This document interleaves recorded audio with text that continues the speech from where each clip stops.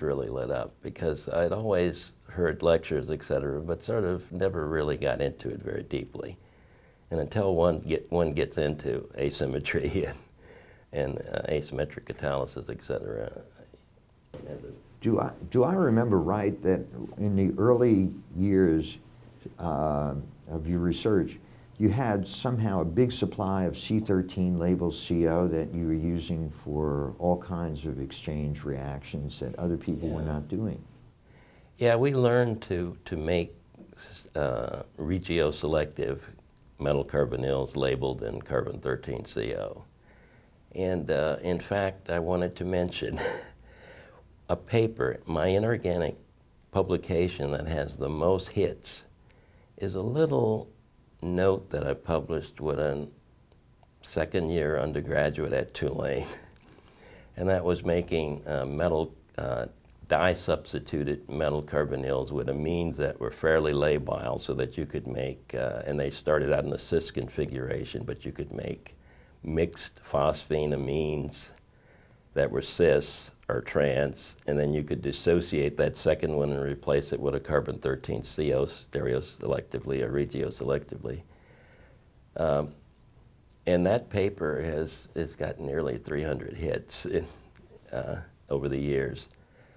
But it was a simple idea. But in any case, then being able to make stereoselective metal carbonyls, we could do substitution reactions. We had infrared spectrometers. Later, carbon-13 NMRs were readily available. So we were well established. We were poised because we could make the materials and had an interest in mechanisms so that we could actually study their reactivities and look at rearrangements, et cetera. It's great that you did that also with an undergrad initially. Yeah. Well, at Tulane, we had very few graduate students. I think over the 10 years I was there, I produced 3 PhDs, and one of those 3 finished up at A&M. So, so they were mostly undergraduates, but they were super students. Well, there's a good message too for people who are interested in research and in teaching, that you can do a lot. You can do a heck of a lot. Yes. If you're involved. The students are very enthusiastic, they're bright, they know no limits. They're not inhibited like we are. So it's a super opportunity. Yeah. And you mentioned advice to couples, but maybe this has to do with advice to research groups, and that is marshal your forces. You know, you can use undergraduates, the undergraduate synthesis lab. There's all kinds of work that you can get done with your students by sort of directing them in ways to do reviews of the literature, as well as to make starting materials in the laboratory. That's easy. Now you've once you got to A&M, you both have substantial groups, and that's continued on over the years. What advice would you have for young scientists today in terms of how to think about running a research group and you know, getting started in that manner, besides marshaling your forces, or in addition to? I think probably one of the biggest advice, and things are so different than when we started. You know, one goes into a position now with a lot of startup money, and so the opportunities are somewhat different. But in any case, I think the biggest mistake a junior person can make at most institutions is to assume that if you just send the graduate students in the lab, something's going to happen. I think in the early days, you have to be very involved with the lab setup, with helping students, with being a good model for them in hard work, passion for the research, treating it so that they take on the pride and make the work part of their efforts. Ownership. Ownership.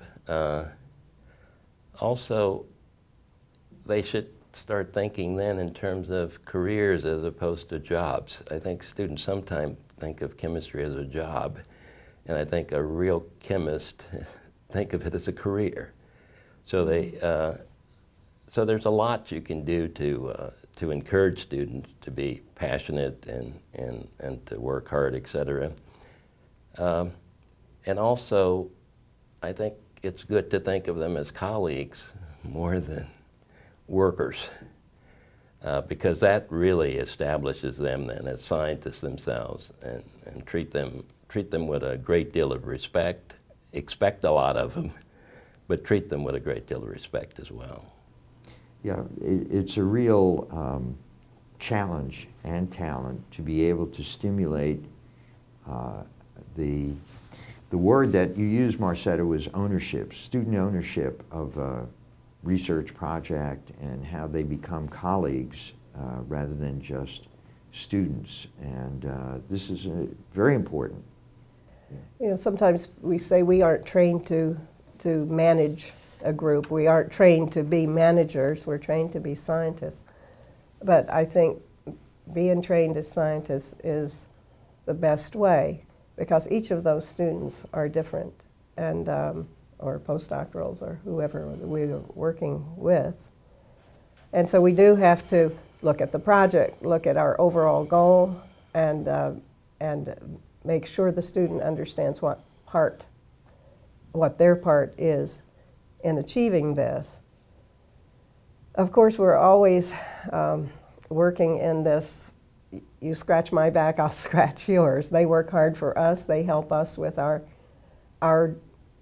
passions, our dreams, our ideas, getting our next grant, and we help them at the base of their career. Of course, we help them later on too, because we're always in contact with the students. What would you advise students today with regard to how they communicate their research? I assume you have your students doing writing of papers, drafts, and what have you. But as to new faculty members today, how should you communicate, or what advice would you have for communicating your science? Well, first of all, they should be going to meetings, and some of those meetings they should be there to learn, and perhaps not necessarily talking right away, presenting right away, but definitely in their overall picture, their big goal should have various vignettes that they can finish in a reasonable time. Remember, when tenure comes, there has to be papers out there that have been reviewed.